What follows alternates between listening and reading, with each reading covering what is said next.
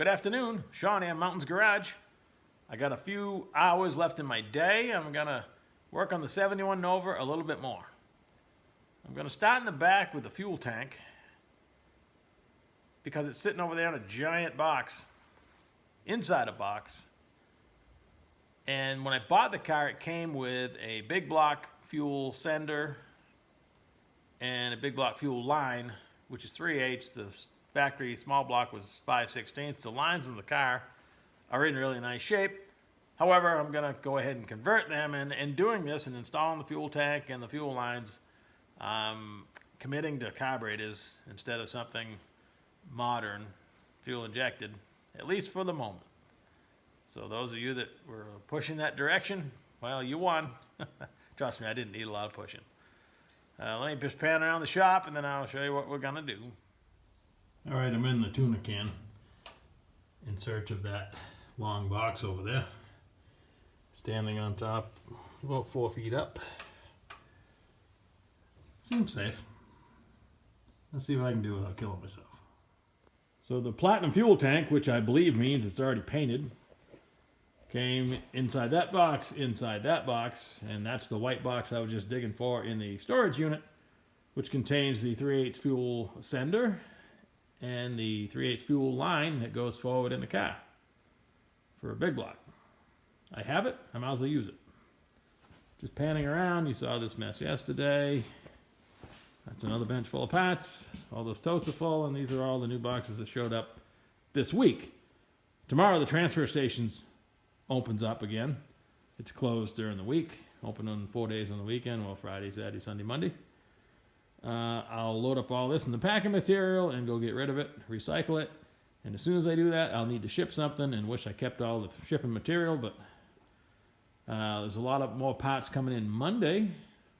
So I guess I'll have more boxes. Let's unbox some stuff and get busy. But first, a quick tale about the car. I told you the story. I'm sorry I repeat myself, but I add a little more detail every time. I saw the car for sale in California. I called the guy.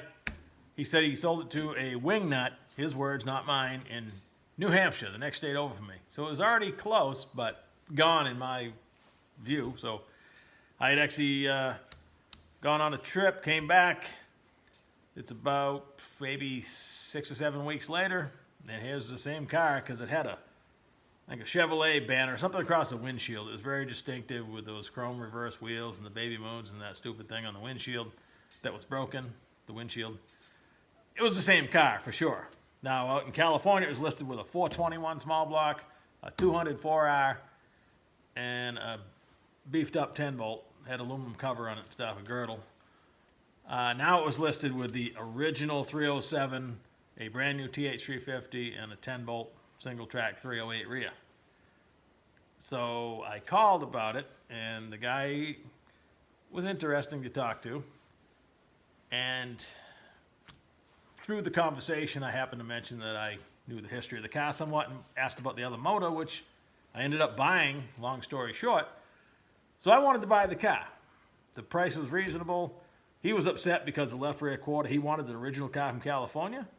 He wanted to make a faux L78. He had the powertrain for that, I guess, but he'd given up on it and stuck all the stock Nova powertrain that he had in it, not the original to the car that I'm aware of. I know it wasn't for a fact. I know that because he told me the story. The car came from California on a car carrier in the open, but it was up on top. It was springtime, so I guess it came out. He got here pretty clean. He got it off the truck, took it for a spin, and blew the transmission in half, blew the tail housing right off it with the 421. Whatever happened. He got off to a bad start, and then he saw the quarter panel when the light, we saw it in the light, and he worked on it quite a bit. I'm using bunny ears again. He worked on it quite a bit, and was pretty much sick of it, wanted to get rid of it. So I wanted to buy it. I said, my trailer's hooked up, I can be there in the morning. And this went on for 3 months. I was ready to go, had the money. I actually ended up buying the gray car in the meantime. I kept spending the money I had for this, and I had to earn it back, in a mad rush. Finally, it's like August, July or August. This was in the spring when all this started. I called the guy, and he happened to pick up the phone, and he says that nobody shows up. So he's just going to cut the quarter panel off and fix it himself. Yeah, I got all the tools out and I'm starting on it right now. I said, dude, give me your address. I will be there in an hour and a half.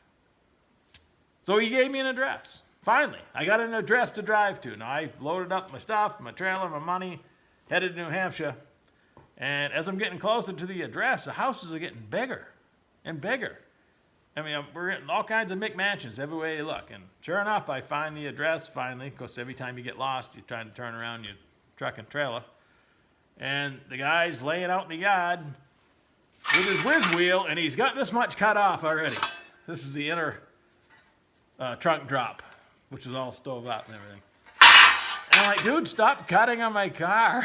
I want to buy that. So we made the deal. And again, a giant house. As soon as he flipped the garage door open, all you could smell is garbage. It was full of garbage and flies. That's where all the parts were. It was absolutely gross. My buddy went back with me to get the motor. I couldn't get it all the first day. Actually, I got renegotiated for that and went back for the 10-bolt with the aluminum cover and all that other stuff on a second trip. I do know because my friend went with me that time. I was alone the first time.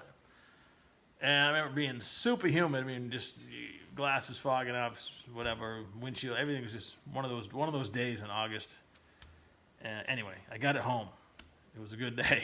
But man, if it kept cutting, what the hell? So the rear quarter had to be fixed, regardless. So once you open that can of worms, this is what really needed to happen. All right, that was a long story. In this vintage Nova and most early Chevys, in the late 60s, early 70s, emission controls were beginning to be a thing. And you had two choices in fuel tanks. You had EEC, evaporative emission control, I believe. And that tank would have, I think, 4 extra nipples sticking out of it. They'd be on both sides here, and I believe the sender would have an extra. And the gas cap would not be vented. Everything would go forward to a charcoal canister. It was primitive, but kind of the same thing they still do today. The fuel vapors go back to your engine. In this case, I have one feed line on my fuel pump will have just the feed in and the output to the carburetor. I'll have a vented cap. Life is good. This car does have the EEC canister, which is on the wall behind the back seat. Believe it or not, in the trunk, you can see it. If you ever wonder what that box was, well, there's always an opening for it, but it's not always there. This car would have had California emissions, which I'm sure would have included the EEC. So when you order a tank, you got two choices, with or without. This includes the modern EFI tanks. If you just go and buy one for a 71 or 2 Nova, you're probably going to get the one with all the nipples on it. Funny story, my second car, my 70 Chevelle SS454, I just got it on the road and the gas tank was leaking. So I went out to the junkyard. I had the one just like this with one line. For 10 or 20 bucks at the junkyard, I bought one that had all the extra stuff. And the guy said, oh, just plug all that stuff, you'll be all set. And it came with a brand new cap. So I plugged everything. And between buying the tank and filling that tank with gas, that was probably all the money I'd made that week. Mid-July day, I park it at work after lunch. I just filled it up. About an hour later, somebody says, hey, your car smells like gas. I went outside, and that tank had blown up like a balloon. Finally popped one of the nipples I'd stuck over to plug the tank and blown all my fuel out on the ground under pressure. It was squirting out about 6 feet. Hard lesson learned that day, but I'll never forget it. Both my new sender and the tank came with a new lock ring and a new O-ring.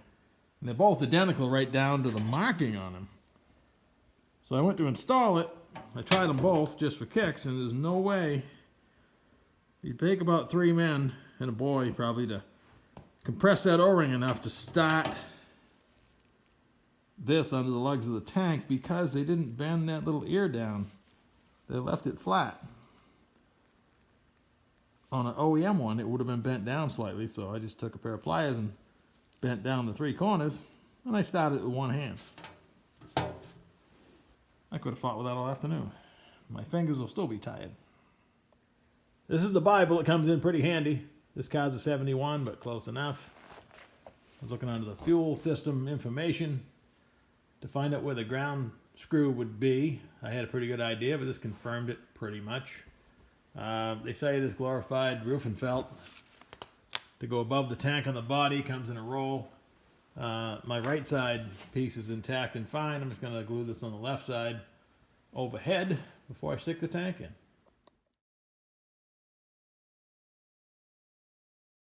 Okay, I glued my one strip on. This side was fine.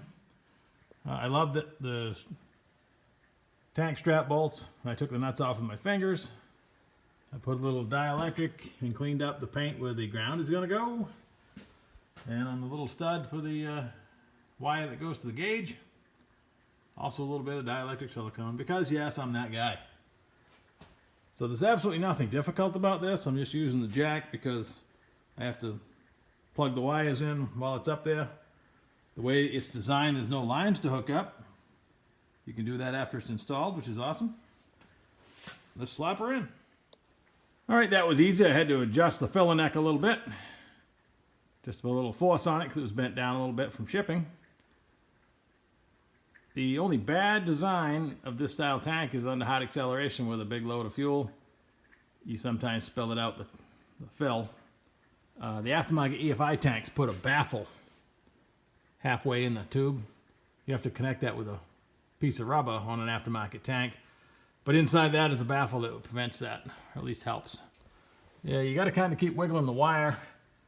Make sure you don't pinch it between the body. In the right spot it wiggles. And then it hooks into its little clamp. The ground is right there. Now I got to run the metal lines forward. Now the Nova has 3 connection points. It's going to have a connection there. I've already put a piece of 3/8 green stripe barrier hose with an EFI style hose clamp. It's the only style to use. It's smooth on the inside. It won't bite into your hose. It's way overkill for carburetors, but it's good either way. You can't have the worm bite halfway into the hose and then apply a lot of pressure to it. In this case, it's just sucking, but I use them everywhere. They're cheap. This is a size 8. Size 6 is for 5/16. So the Nova has some short connection back by the fuel tank. It has this short connection midship. This is still the original. I haven't removed yet. It's hard as a rock, but all original, and there'll be a short connection on the fuel pump. Nowadays, everything has to be the green stripe or barrier fuel hose that is compatible with ethanol. Otherwise, it's all going to melt inside and get up into your carburetor. That happens with the alcohol. The old lines are out and the new ones are in.